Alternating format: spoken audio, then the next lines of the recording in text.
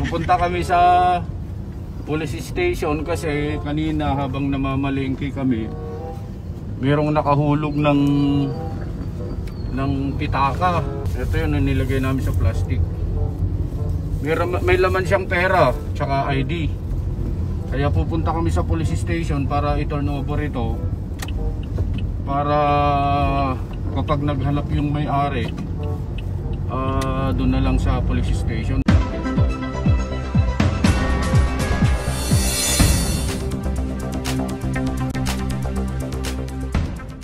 Isang maganda at mapagpalang umaga po sa inyong lahat, mga kababayan at mga mahal po naming taga-subaybay sa Luzon, Visayas at Mindanao, at maging sa ating mga kababayan at mga taga-subaybay sa iba't ibang panig ng daigdig, mga OFW na walang sawa po na tumatangkilik at sumusuporta sa atin. Good morning po sa inyong lahat. Muli po, nandito na naman ang inyong lingkod, ang Just Vlog, para na naman po sa isang serye sa ating programa na ating pag-uusapan, na ito ay napakahalaga sapagkat ito ay mismong ipinakiusap ito ng ating mga host sa ganang mamamayan. Yung tatlong host po natin doon. At ito po kasi ay gusto nilang mag-viral ito. Itong pag-uusapan natin sa umagang ito, itong isang mama na nakilala sa kanyang kagitingan, katapatan, sa kanyang paglilingkod. Ito po ay nagtatrabaho po sa NAIA, sa airport po. Ako po ay makaka-relate sa pangyayaring ito sapagkat ito po ay nangyari na din po sa amin. Way back 4 years ago, 4 na taon na po nakakaraan, ay may nangyari din po sa amin na ganito, na kami po ay nakapulot din ng katulad ng kagitingan nitong pag-uusapan natin na si Sir Ronald. Yun yung kanyang pangalan. Mamaya malalaman po ninyo yung kanyang buong pagkatao, sino siya, taga saan siya, ilan yung anak niya, saan siya nagtatrabaho, ano yung kanyang trabaho doon sa airport. Pero ito muna, para po magkaroon din po kayo ng kaalaman, katulad nga po ng sinabi namin po kanina, relate na relate po kami dito. Sapagkat noong panahon po ng pandemya, mahirap ang buhay at hindi ka makadiskarte kahit na mayroon kang gusto mong maghanap buhay, pero mahirapan ka sapagkat limitado ang galaw, limitado yung lugar na pupuntahan mo, at hindi gaanong nakakalabas pa yung mga tao. Pero nung mga panahon na kami po ay nakapulot din ng pitaka na may lamang pera, ito po yung mga panahon na medyo marami na pong taong lumalabas. So that time po, nagkaroon po kami ng chance dahil sa wala na po kaming supply sa bahay, sapagkat may schedule nga po yung pagpunta sa palengke. Nung pumunta po kami sa palengke ay nakapulot po kami ng pitaka na naglalaman po ng pera at ng ID. At katulad nga po ng mapapanood nyo po dyan sa screen, ay dinala po namin yung napulot namin at isinurrender po namin sa police station para po doon po kukunin nung tao na nawalan. Okay, ibinigay po namin yung wallet doon, yung pera, at binilang pa po namin doon katulad ng napapanood nyo po dyan sa screen, at pati yung ID. Mabuti na nga lang po, meron po siyang ID doon sa loob ng wallet kung saan nakilala namin kung sino yung may-ari. Sa araw din pong yun, mga kababayan at mga mahal po namin taga-subaybay, na isurrender po namin sa police station sa araw na yon, sa oras na 10:00.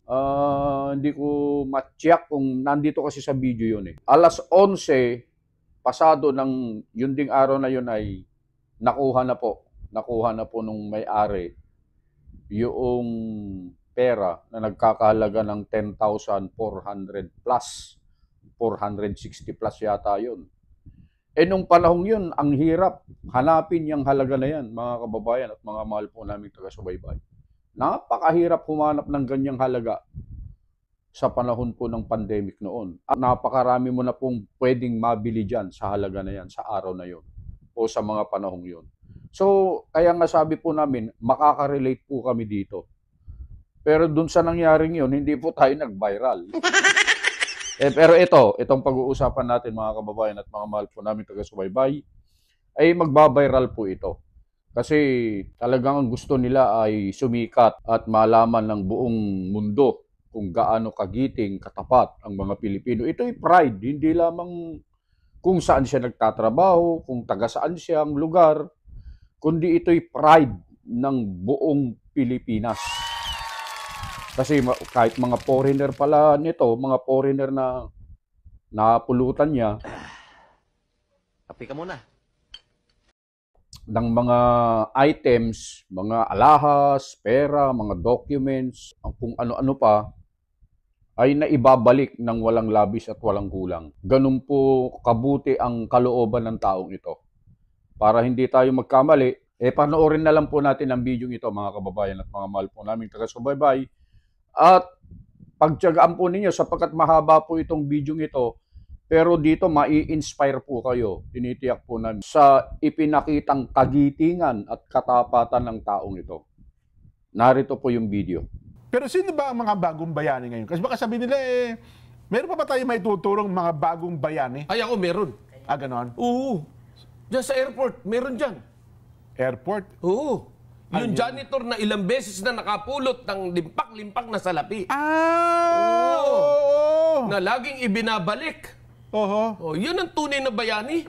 Alam mo, kung ako lang may kapangyarihan, gagawin ko general manager ng airport.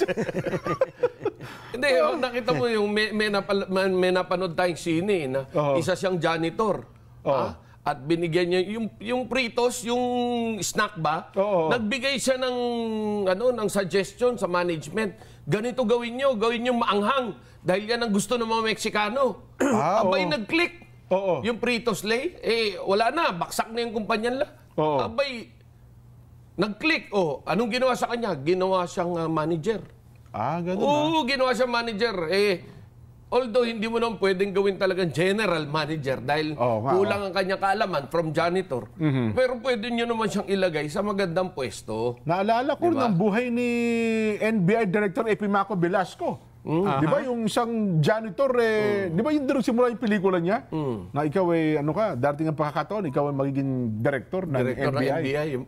Ganun ba yan? Oo. Kaya nakapag-aral siya habang nagja-janitor siya. Kasi ang napanood ko naman yung kay Dolphy. sabi ng manager, kung sinong unang, kasi walang qualified na manager. Kayo hindi pwedeng maging manager dito. Kaya dahil dito ay kung sino ang unang magbukas ng pinto na yan, siya ang magiging manager ng kumpanyang ito. Tingin na silang gano'n. Sino na si Dolphy janitor, nagwawalis. Dino sa yung pinto. Bukas na pinto. Siyempre, maglilinis Oo. Siya ang manager. Siya naging manager. Yun. Minsan ganun yung buhay ng tao. Kapalaran Pero ito, ilang beses nang nakagawa ng katangita. Ano pangalan ito? Ano pa? Pakilagay nyo nga sa mukhang, alam mo, ang airport natin, naturingan tayong worst airport, Marami tayong mga maipipintas diyan, pero meron ding mga taong nandiyan sa airport na dapat ay maipagmalaki pala natin, Kuya Benny. Yes, ang pangalan niya ay si Ronald Gidayan. Ronald Gidayan. Yes. Mamaya, pagkatapos ng GAP, tawagan natin para ma-interview natin. No? Ito pala hindi lang minsan nagsauli ng pera. Yes. At sa pagiging janitor niya, hindi pa pala sa permanent na empleyado na iya. Casual employee pala ito. At doon pala sa mga taong naisasauli niya yung pera, kapag nagbibigay ng pabuya sa kanya, hanggat maaari ayaw niyang tanggapin. Ito po ay sinauli ko ito, hindi dahil sa anumang pabuya na ibibigay niyo sa akin, kundi ito po'y gagawin ko sapagkat hindi naman po aking pera yan. Hindi dapat yan. Hindi man nila, sabihin natin pwede nilang gawing assistant manager for maintenance o ano. Kumbaga yung pabuya na galing sa kanyang mga amo. Hindi dapat yung pabuya na galing doon sa naibalik yung pera. Dahil yun ay kliyente natin eh. Totoo. Kliyente natin ngayon, kung tayo ang amo at binigyan natin pabuya ang ating tauhan, pagbubutihin niya palalo ang trabaho at tutularan yan. Hindi daw ata makuhang regular na empleyado kasi hindi pala civil service hindi civil service eligible. Walang eligibility. Oo. Pero kung ako, special case yan, Hindi ko ako, Pag nagsenador ka ba, kailangan may civil service ka? Hindi, elected position yan. Presidente nga, hindi eligible. Walang civil service yan. Eto palang balita dyan, ha? Nagpakita ng tunay na kagitingan ang isang empleyado sa NAIA sa pamamagitan ng kanyang katapatan. Hindi lang isa kundi maraming beses na nakapulot ng pera at iba pang gamit si Ronald Gadayan sa NAIA. Agad niya naman itong ibinabalik sa mga may-ari. Maraming pasasalamat at kabutihan pong natanggap niya mula sa mga taong natulungan na niya. Nabigyan din siya ng award, pagkilala dahil sa katapatan niyang ito. Ang pinakabago na nagawa niya ay noong Marso. Bago lang, itong taon. Hindi lang yon, Jen. Ngayong araw na ito, meron din. April 9. April 9 ngayon. Ba natapat pa sa araw ng kagitingan talaga naman, Humigit kumulang 100,000 piso at mga alahas. Ang kanyang... Sa isang Kung dati, gobyerno may hawak ng airport, walang saysay yung kanyang makabutihang ginagawa. Siguro naman ngayon si Kuya, si Tito Ramon Ang. Daddy Ramon Ang. Aaksyon naman para naman na mabigyan ng karampatang pansin. Di ba? O atensyon, yung kabutihang yan. Bukod kay Ginoong Ramon Ang, ako sa tingin ko hindi ito malilingid sa kaalaman ng bagong DOTR Secretary. Vince Dizon. Yan. Hindi, kung ako nga gobyerno gobyerno pa rin Ako nga gusto kong bigyan siya ng 500 pesos di at least bukal sa kalooban mo. Mula sa aking sarili, ikaw ba magkano gusto mo ibigay? 50, gawin 550. Dagdagan ko. Alam mo ba, kasi baka maliit nila, ano ba naman yung 100,000 at alahas? Meron mga nauna niyang nakuha at naisole, Jen. Ito highlights, 2.4 million cash. At mga jewelry na isole niya sa isang negosyanteng taga Cebu. Tapos, $5,000 na isole niya sa isang OFW. Takin mo yan, 80,000 pesos mula sa 4 na wallet, Jen. Yung isang wallet nawawala Baka hindi pa nakausoli sa akin. Meron ding 17,000 pesos na nag-restroom ako sa NAIA. Mukhang nailapag mo yung mga gamit ko. 17,000 nailapag lang sa restroom. Kung sa iba yan, wala na, di ba? Meron ding iba't ibang mga gadget. 7 cellphones. At isang box ng jewelry worth 100,000 pesos. Alam naman kasi natin karamihan ng pasahero dyan sa paliparan, tuliro. Totoo. Lalo na nung mamadali ka, naghabol ka ng aeroplano. Meron tawag sa ganung syndrome diba? Yung parang may excitement ka. Naalis ka. Na ang iniisip mo yung paglipad, o iniisip mo yung sa customs, baka matax ka, o yung iniisip mo sa immigration, baka ma-exclude ka. Yan. Yan yung mga iniisip ng mga tao. At baka naman maiwan ka ng eroplano, may mga ganyan Ito ang dapat, alam mo, kaya Benny, tsaka Kuya Nelson, ito ang dapat natin gawing i-viral, Hindi yung taong nagsubo ng dollar. Hindi yung maleta ng mga nabuksan. Hindi yun dapat naging, ito dapat i-viral siguro natin. Mga media influencers, mga media, etc. dyan. Yes. Yan. Nandyan na pala si Ronald Gadayan. Kusap natin. Ituloy na ba natin kay Ronald? Tuloy na natin, hindi tayo magbe-break. Baka may trabaho pa Ang dugong bayani ng makabagong Pilipino. Ito pong binabanggit namin kanina si Ginoong Ronald Gadayan. Ronald, ikaw ay napapanood sa Net25, napapakinggan sa Radyo Agila. Naka-live din sa aming YouTube account at Facebook account. Ako si Jen, kasama si Nelson at saka si Kuya Benny Antiporda. Ronald, magandang hapon sa iyo. Ay, magandang hapon po sa lahat po na nakikinig at nanonood sa Net25 sa Radyo Agila at sa mga kababayan natin sa buong Pilipinas po at sa ibang bansa rin po. Ayan. Ikaw ba'y nasa airport na ngayon, Ronald? Opo, nasa airport po ako. Ano po, duty po. Pakoy, baka mapagalitan ka ng bisor hindi. mo. Hindi, nagpaalam naman po kasi pag ganito kasi ina-allowed lang po nila po. Yan ay sa kagandahang loob ni Connie Bungag. Ayan, tsaka karangalan ng airport yan. Dapat payagang kanila. Yan ang magandang mag-viral kaysa yung negative na information. At saka una, bago ko lang ituloy, tayo nananawagan sa mga Nelson, sa ating mga kababayan at saka yung influencers. Kami na po makikiusap sa inyo at pwede ba gawin nating content ito? Tulungan nyo ang kapwa nating Pilipino. Saglit nating alisin mo ng awayan sa politika kung ikaw ay political blogger, ano pa man. Personal na po namin ipakikiusap, kaming tatlo. Gawin nating content. Pwede ba itong si Ronald Gadayan? Pakinggan nyo lang po. Baka maging, sa tingin ko, baka kikita rin kayo dito kung ano mang content meron kayo. Ronald, puputulin ko lang muna saglit doon, mga kababayan at mga mahal po namin taga-subaybay.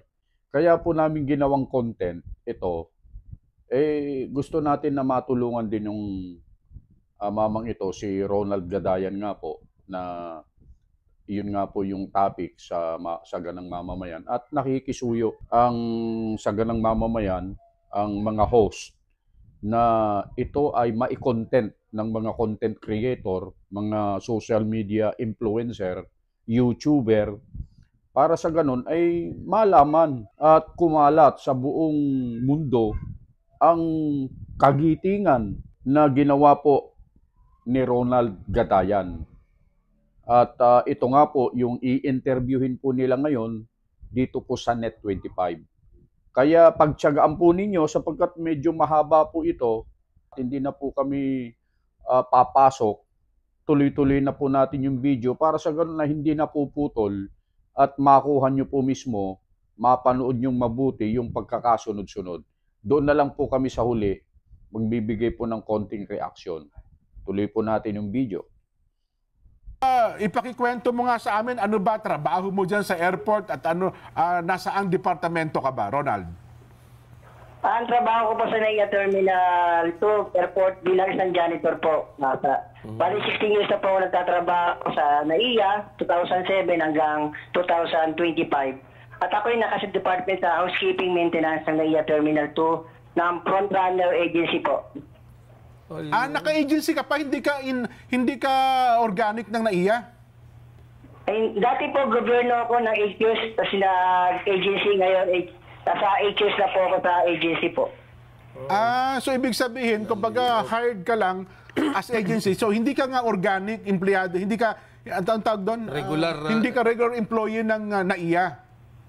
Ay, hindi po regular, ng regular na airport po. Service kasi yan service. May paliwanag mo, nakita namin yung litrato, nakasama mo si Papa Ramon Ang. No? Anong litrato yan? Bakit kanya nakasama? Naimbita niya po ako kasi nakikita niya siguro na may nagsabi sa kanya kumpare niya na may tawang kang pinakahanay sa airport. Kailangan mong ma-meet. Kaya nung time na yon, pinatawag po ako ng Lunes. Ganon. February. Wala bang naibulong sa'yo na anumang pangako na ikaw ay magiging regular na empleyado or mapopromote man lang, malagay sa magandang katayuan dyan sa ating paliparan? Ala naman po siya nasabi. Sa akin ka naman po, hindi po kasi ako naghihintay ng kapalit na gumagawa ako ng kagandahan. Ang sa akin lang po, panghabang buhay na trabaho, makatapos ng pag-aaral yung mga anak ko, at saka ako tumagal po. Kasi sa edad kong 49 siguro kung mawawala naman ako sa airport, mahirapan po makaroon ng trabaho dahil sa wala akong pinag-aralan po. Naku. Ganun ba? Ito, dugong bayani. Oo, talagang hindi naghihintay ng kapalit sa mga kabutihang nagagawa. Diba? Bigyan mo nga kami ng idea, Ronald. Mga ilang beses ka na bang nakapulot at nagsauli ng mga gamit tsaka ng pera? Siguro kukulangin na sa 300 plus na po. Wow! Diyan na sa airport yan, ha? Diyan, 300 plus? Airport lang po. Airport yes, pa lang? Yung dati yung... Pero pa yung sa airport lang po yun. Yung sa dati... Yung sa labas din po, habang nag-ano ko, pauwi ako papuntang EDSA, may napulot din akong pera. Sinuli ko rin po sa isang TV network po. At naisoli po sa may-ari. Mali, isang sobre po siya na may laman din pera. Yun po sahod ng isang taong construction na naibalik po siya at nakita po kami na may-ari at nabigyan po ako ng karangalan po at doon sa isang station na sa isang kabilang station po. Gano'n, no? Ronald, dyan sa kabutihan mong yan na isang sorpresa ibibigay namin sa inyo na minsan naiimbitahan ka namin dito sa aming programa para mabigyan ka naman namin ng pabuya galing sa aming tatlo. Huwag kang tatanggi, lalabo ang mata mo. Lalabo ang mata mo, Ronald. Kasi alam ko, kapag ito binibigyan ng reward, tumatanggi ka, Ronald, pero pwede ito, pag tinanggihan mo ito, lalabo mata mo. Hindi po pwede. Sabi ni Kuya Jen, sagot niya na yung 50. Sagot naman ni Kuya Nelson yung 500. 550 sa na. akin naman yung 5,000. 5,550 na kagad yan. Pagka ito tinanggihan mo, Ronald, tandaan mo. Sabi ni Ronald, mukhang kulang pa yung pang-grab ko papunta. Hindi, yan ay biro lang. Pero marami pa tayong mga kaibigan na magbibigay sa pabuya dahil sa kabutihang iyong iniaalay. Alam mo, yung iniaalay niyang yan, hindi para sa paliparan yan, ha? Totoo. Yan ay sa buong bansa. Totoo. Sipin mo, Pilipino, ganito, bait naman. Ronald, Solid. tanong ko lang, gaano kalaki yung natatandaan mo na naisauli mo, yung napulot mo na naisauli mo, gaano Yung kalaki? pinakamalaki. Yung pinakamalaki po, 2.4 million na alahas, tapos $5,000, 600,000 pesos, at yung may 100,000, ito, 100,000, may sumandan ulit ng maraming alahas. Puro ko lang, maraming beses na po. Yun po yung mga napulot ko. Karami, 50 mil, 100,000. Mga, hindi naman sunod-sunod. May mga, rin po, may mga baitang-baitang din po. Yung alahas, saan naiwan yun? At papaano mo naibalik? Karamihan po napupulot ko talaga sa loob ng siya. May tatapon ko yung alat sa pera. Ano po kasi ako naawa ko sa mga OFW na nagmamadali. Akala basura. Kaya pinag-ano po ko ng basura. Nakita ko po yung pera at alas. Sinusurrender ko po kasi para sa akin pinagpaguran po ng mga kasama nating OFW kaya mga foreigner.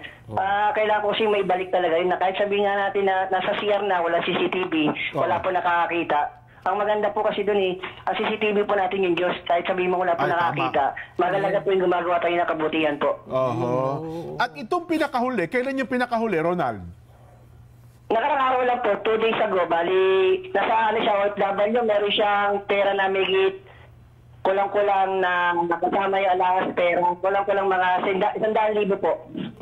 Paano naman nangyari yon? Ipakikwento mo nga. Bali, habang naglilinis po ko sa boarding area, may isang bag na napakalit lang siya. May passport, may alahas, may cash na halos 45,000. Tapos may iPhone, may mga cheque. Nung time na naglilinis ako, nakita ko na siya. Bali, wala na siyang tao, mga alas 2. Maya-maya, mga 2 hours before alas 4, nandun pa siya. Bali, may 2 pasahero na umupo, ginitlaan siya. Inisip ko baka sa kanila. Ngayon, tinanong ko sa pasahero kung sa kanila po. Ang sabi po sa akin, sa kanya daw. Ngayon, siyempre, ang ano ko naman, hindi ako magtatakang galing sa kanila kasi galing sila sa X-ray. Kaya nagtanong uli ako, sa inyo po ba ito talaga? Kasi kung sa inyo po to, papaverify natin sa police kung sa inyo po. Kung sa inyo po talaga, wala pong problema. Maya-maya nagsabi siya na, hindi sa amin. Umalis po sila. Kaya ako, pinatigil ko muna kung sino yung may-ari, wala pong dumating. Yung pala, na umalis na po siya, nakapunta na po siya ng Pangadian. Ganon. Nakapunta na, saan siya nakapunta? Pagadian. Pagadian. Opo. Nakauwi na ng probinsya. So, ibig sabihin, pauwi siya. Hindi siya pauwi siya. Siguro nakatulog po habang nakaupo siya sa isang upuan, nakatulog po siya. Hindi niya akalain na pati yung pinaka parang bilbag na malit na naiwan niya po kasi meron siyang dalang bag siguro kasi yung wallet niya na ganung may mga passport, pera, alas, nandun po lahat. Malamang sweldo niya yan, ano? Sweldo niya yan. Ilang taon niyang pinaghirapan doon yan. So anong ginawa mo doon sa pera? Paano na ibalik, Ronald? Inakit ko po sa Los Enton po. Pinapigil ko muna siya ng mga 1 oras. Pag wala pa po nag-claim, inakit ko na po siya, tapos may mga resibo na. Tapos inaisa po namin, may cash po siyang 45,000, may 2 diamond ring, iPhone, passport, saka marami siyang ATM po. Sa dami ng napulot mo, gaya itong pinakahuli, ano? Hindi ba sumagi sa isip mo na, wala namang, sabi mo nga kayo, no? Sa loob na ng CR. Ay, teka lang, tanong ko pala muna. Baka naman ikaw mayaman ka, Ronald. Kaya lahat ng sinasauli ng napupulot mo ay sinasauli mo. Baka naman sobra-sobra pera mo, Ronald. Hindi po, sobra-sobra po ako sa loan. Puro London. Sabi nga nila, nagtatrabaho ko para sa London. Anong London? Loan dito, London. Lahat kasi ng London, kinuhaan ko na eh. Kasi wala dito na kasahod ko talaga eh. Ganun pa isabihin. London pala. Anong London? Saan ka sa London? London, tsaka loan dito. So isabihin pa na utang ka ng... Bakit naman nahuhulog ka sa pangungutang, Ronald? Kasi po, dalawa po yung college ko. Ako lang po yung nagtatrabaho sa amin. Nangungupahan lang po malapit sa airport. Yung sahod ko po napakaliit, 670. Per day? Marami yung kaltas. Sobra, kulang-kulang po talaga para sa isang pamilya. Kung sa binata lang po, kulang po yung sahod na yun. Lalo na po kung may pamilya ko, 3 yung anak ko. So, yung isang anak ko natigil dahil sa kakulangan ng pera. Pero yung pangalawa ko, ginapang ko siya kasi accountancy siya. May future siya kasi matalino. Sabi ko nga sa mga anak ko na kahit ganito rin papa nyo, kahit magkautang-utang, importante makatapos kayo ng pag-aaral. Kahit na ano pa sabihin nila, magkautang tayo. Gawa pa rin tayo ng kabutihan. May man nagsasabi nga sa akin ng mga kasamahan ko, yun na yung sagot para sa future mo, para sa mga anak mo. Pero sabi ko mali. Kasi sabi ko, paghihirapan ko yung ibibigay sa mga anak ko o sa mga pagagastos ko kaysa naman kumuha ko na hindi sa akin na hindi ko pinagpapaguran po. Tama. Talagang... Pero Ronald, hindi kami nagbibiro. Totoo yung sinasabi namin sa iyo na minsan makakarating sa iyo yung imbitasyon na magpunta ka rito sa programa namin at may iaabot kaming munting pabuya para sa iyo. Para lalong lumakas pa ang loob mo at lalong lumakas yung paninindigan mo sa pagiging mabuti, no? makabagong bayani. Yung makabagong bayani ang tawag namin sa iyo. Totoo. Pero teka lang, ba't ba... Sige, tuloy mo. Bago po yung nakapulot ako na yung wallet na yun, nakapulot din ako ng 100,000 plus na euro siya na walang pangalan. Magkasunod lang po siya. Bali nakalagay sa sobre habang nagawa. Akala ko kasi basuka. Nung tinignan ko, may pera pala. Kaya sabi ko baka sa OFW yun o sa foreigner. Ang ginawa ko po, pinapage ko muna siya habang wala rin. Wala pa nag-claim. Inakat ko na puri siya. Ganon. Siyempre, hindi ba iniisip, ikaw pala puro utang, baon ka sa utang, baka naman, nang nakita ko ito, makakabayad na ako kahit papano maisip mo, total, marami naman ako na isoli. Itong last na ito ay pwede sigurong... Makakagaan-gaan na ng konti ito. Kunin ko muna, Ronald. Yung susunod na isosoli ko. Oo nga po, yun talaga, sagot talaga yun. Nung makakita ka talaga. Pero sabi ko nga, habang tinitimpa ko ng mga ganung bagay, lalo kong lumalaban at pinaninindigan ko yung hindi gumawa ng mabuti. Kasi sabi ng magulang namin na wala kami pamamana o kayamanan para sa inyo. Kasi wala kami natapos sa hirap ng buhay ng magulang namin. Hindi kami nakatapos ng pag-aaral magkakapatid. Pero yung gawa ng kabutihan na maging tapat, yun lang po yung pinamana sa amin ng aming mga magulang. Ikaw ba saan ka pinanganak? Anong tubo ka ba sa probinsya? At Tubong Masbate, Antique po ako. Ngayon nakatira po ako sa Norsagaray, Bulacan po. 3 po yung anak ko. Bali, ilan po. Marami akong pinasukan na trabaho. Nag-construction ako, nagbubusidyaryo bago ako nakapasok sa airport. Kasi nga po, wala po talaga akong pinag-aralan.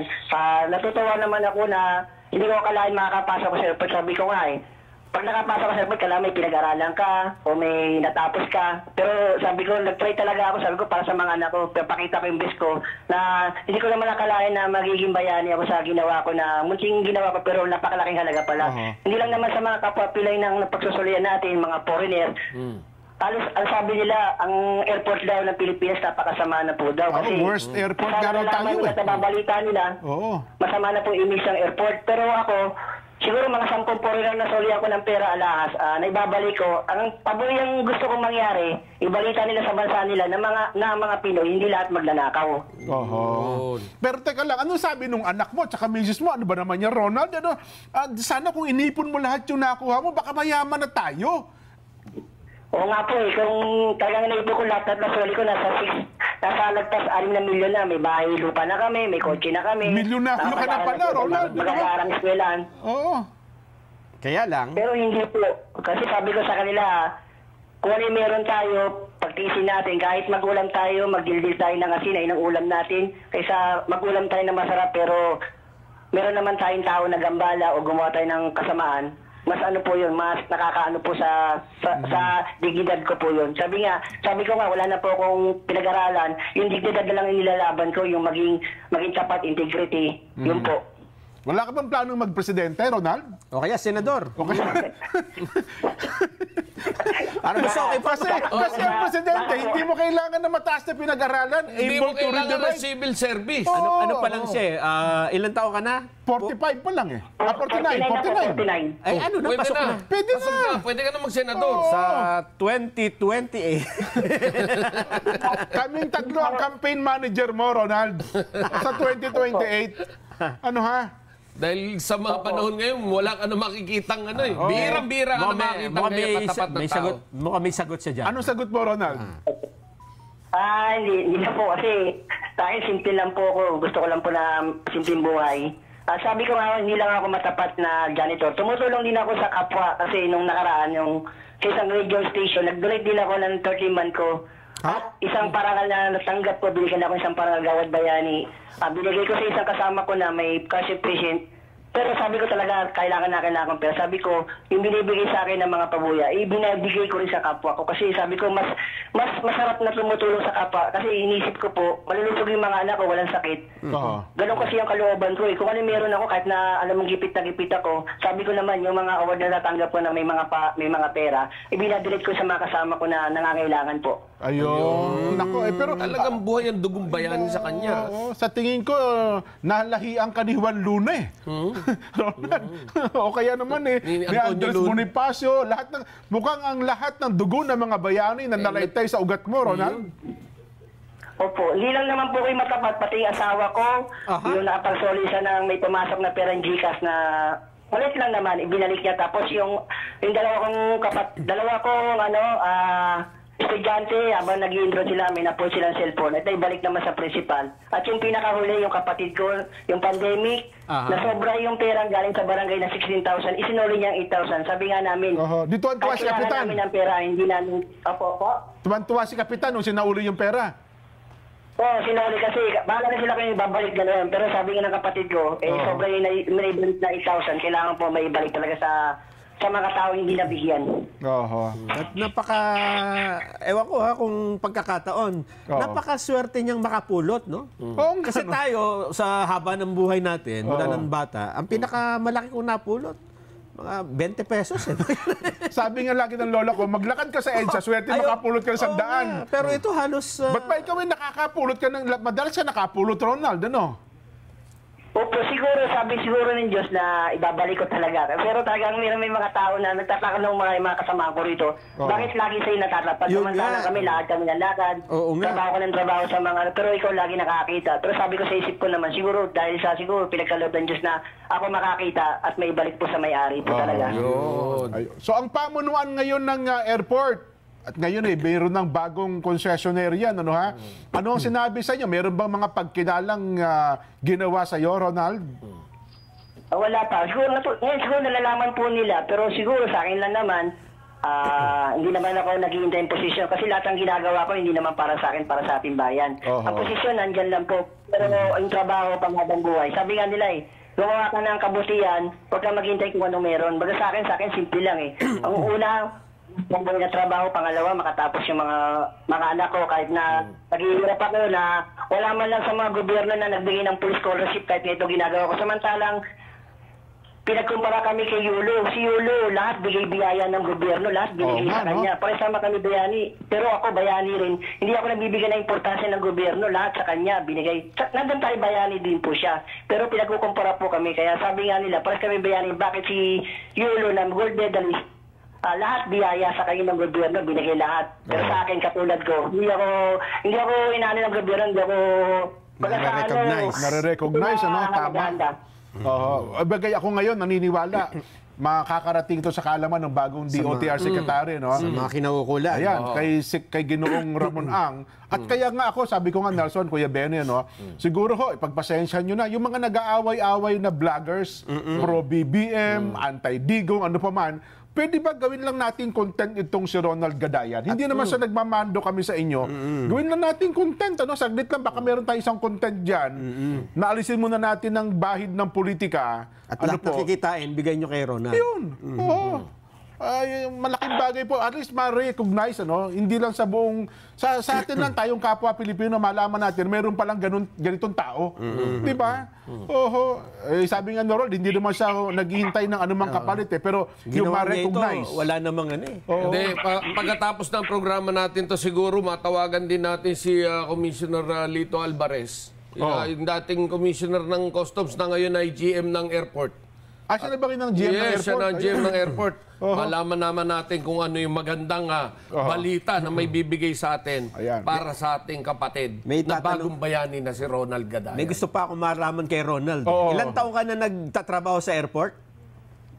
Bali, 16 years na po nagtatrabaho sa airport. Bago nagtrabaho sa airport, 16 years. 16. Di ba sa batas? Ano ba sabi sa batas? After 6 months, regular ka, di ba? Agency. Hindi, ang masakit nga, nasa gobyerno siya, ni-layoff yata. Na-layoff ka ba o forced retirement o ano nangyari? Ba't nawala ka sa gobyerno? Yung nauna. Ay, ito, JOP po ako kasi inaanaman po ko ng silver service sabi ko wala akong pinag-aralan, paano po ko daw irregular? Sabi nga nila wala ka naman pinag-aralan, ba't ka namin irregular? Ang hinahanap daw taga sa gobyerno, yung may silver service. Sabi ko nga po, wala akong pinag-aralan, paano po nyo po ako mariregular? Wala po akong silver service. Yun po kasi yung pinagdidiinan nila, kailangan daw may silver service. Exemplary di ba? Hindi katangi-tanging ginawa ito. Alam ko may bago na ngayon, yung bagong batas dyan. Yung parang may equivalent. O yung ginawa mo kabutihan. Magiging experience mo sa trabaho. Magiging equivalent ng isang degree. Pero ang gusto kong itanong sa kanya ay sa 16 na taon mong pagtatrabaho sa airport, nakasakay ka na ba ng eroplano? Nakasakay lang po ako. Bali, nung pauwi po kami kasama. Gusto ko sana yung mga anak ko, di ba kasi nakakasakay. Ayun. Nung weekend Dumaguete. Ng Masbate. Kasi... hindi, nung panahon ng barko lang po sinasakyan namin kasi plano lang po namatay yung tatay ko. Ganon. Nagbabadaling umuwi. Ganyan, malamang. Ang wish niya ay maisakay naman niya yung... Kanyang pamilya. Kahit doon lang sa probinsya. Malay mo. May nakikinig ngayon ng Philippine Airlines, Cebu Pacific, Air Philippines. At kung sino-sino pa. At saka yung taga riyan sa Capiz, baka pwede yung... At sa Capiz. Kalahati lang yun. Hindi. Okay, sana ko.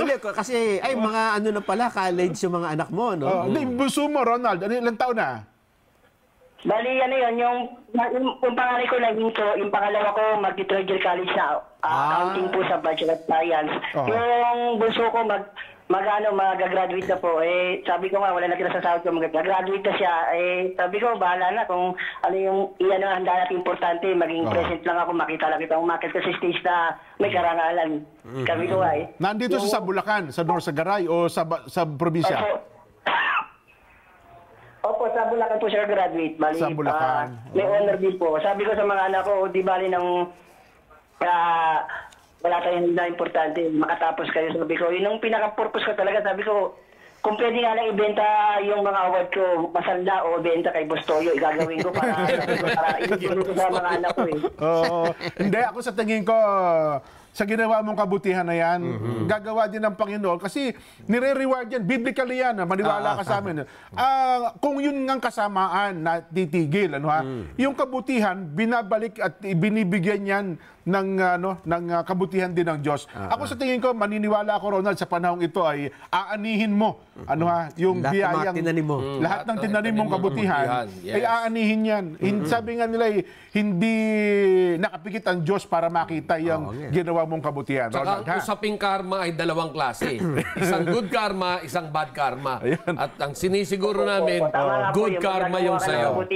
Sa amin ay kama. Hindi lang sa akin. Sa Diyos lang po. Yung walang sakit yung mga anak ko, yung magandang karma lang po yung nangyayari po sa akin. Bagay mo, kaya kami naman kama ang may bibigay namin sa inyo, no ha? Salem Bed. Ang hari ng tibay. Ronald, nako, ay marami ka pa yatang gagawin. Pero anong gusto mong mensahe sa araw na ito? ito, araw ng kagitingan, national, hindi pa National Heroes Day, no? Araw ng kagitingan. Day of Valor. Day of Valor. Ano ang mensahe mo sa ating mga kababayan na nanonood sa pamamagitan ng aming palatuntunan ngayon, Ronald? Ay, sa mga nanonood sa nakikinig sa Radyo Aguila, Internet 25, sa mga kapwa ko Pilipino, ang masasabi ko lang, gumawa tayo ng kabutihan sa kapwa, maging tapat tayo sa lahat ng bagay. Pagpaguri natin kung anong meron tayo. Sabi ko nga kung ang bansang Pilipinas, lahat ng mga pinuno, matatapat mula sa mababa hanggang sa mataas. Napakaunlad ng bansang Pilipinas.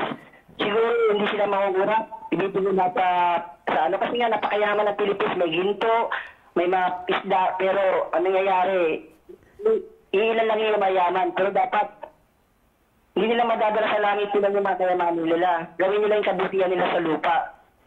Yun lang po. Salamat ng marami, Ronald. Mabuhay ka at baka isang araw kaming tatlo ay gadayan na rin ang apelyido, ha? Gagawin na namin. Salamat po. Ingat kayo at magandang hapon sa iyo, Ronald. Ano, ha? Ayan. So yun po yung video, mga kababayan at mga mahal po naming taga-subaybay. Nakaka-inspire. Merong busilak na kalooban itong mamang ito. Congratulations sa iyo, Sir Ronald Gadayan. At sana po sa pagkakataong ito makatulong kami sa paraang ito na ikinontent ka namin, mapanood po ng ating mga kababayan para lang sa ganun ay maibalita naman at malaman ng mga kahit ng mga ibang lahi, lalong-lalo na ng ating mga kababayan, proud na proud po kami sa iyo. Proud na proud kami sa iyo. Kasi Pilipino ka at ang dinadala mo ay ang bansang Pilipinas. Marami pa palang nalalabi na mga bayani sa bansang Pilipinas na nagpapakita ng kanilang kagitingan. Katulad mo, Sir Ronald Gadayan. Binabati ka po namin sa iyong kagandahang loob. At dalangin namin na lalo ka pang pagpalain at ang iyong sambahayan ng masaganang biyaya na sana ay ibuhos sa iyo para sa ganun ay lalo ka pang makatulong dun sa mga nakakaiwan ng mga gamit at naisasauli mo ng buong buo. Bibihira yung ganyang tao. Bibihira po yung ganitong, kapag sa iba nangyari po ito, ewan ko na lang. Pero ito, si Sir Ronald Gadayan naman talaga ay napaka-humble pa, napakababa ng kanyang kalooban. At sabi nga niya doon sa video, kung napanood nyo mga kababayan, kailangan tayong gumawa ng kabutihan na wala tayong hinihinging kapalit. Yun ang tumatak sa akin din. Kaya sabi ko nga, marami tayong matututunan dito. Sana itong video ito, mga kababayan at mga mahal po naming taga-subaybay, ay makapagbigay ng inspirasyon sa atin. Kasi katulad nito, sumikat na ito . Hindi naman niya hinihiling na ganito ang mangyari. Hindi naman niya sinasabi na, sabi nga niya, wala siyang hinihintay na kapalit. Pero ito na yung kapalit. Ang kapalit ng kanyang lahat ng mga ginawang kabutihan, yung pagbabalik ng lahat ng kanyang napulot, kung gaano karami yun, sabi nga niya, 300 plus na mga pagkakataon na nakapulot siya ng iba't ibang mga items, mga pera. Ito na yung kapalit na ipinagkaloob sa kanya ng langit. Kaya sisikat ka ngayon, Sir Ronald Gadayan. Congratulations sa iyo. At sana ay makita ito ng gobyerno. At sana ay ma-regular ka na diyan sa trabaho mo diyan sa airport. Totoo nga naman, yun ang problema sa gobyerno ngayon. Pagka wala kang pinag-aralan, wala kang PRC, hindi ka mareregular. Sana ito ay makita rin ng pamunuan ng airport kung saan nagtatrabaho si Sir Ronald Gadayan. Sana itong mga ganitong klase ng tao ang dapat pagkatiwalaan. Itong mga ganitong klaseng tao ang binibigyan ng mataas na posisyon sa kung saan man siya nagtatrabaho. Kasi mapagkakatiwalaan po ang taong ito. So yun lamang po yung ating maibabahagi, mga kababayan at mga mahal po naming taga-subaybay, mga kapatid. At sana po ay meron tayong napulot na magandang aral dito. At binabati muli namin kayo ng isang magandang umaga. Saan man po kayo dako naroroon, anumang oras kayo datnan ng bidyong ito ay lagi po sana kayong mag-iingat sa inyong paggawa. Magandang umaga pong muli sa inyong lahat.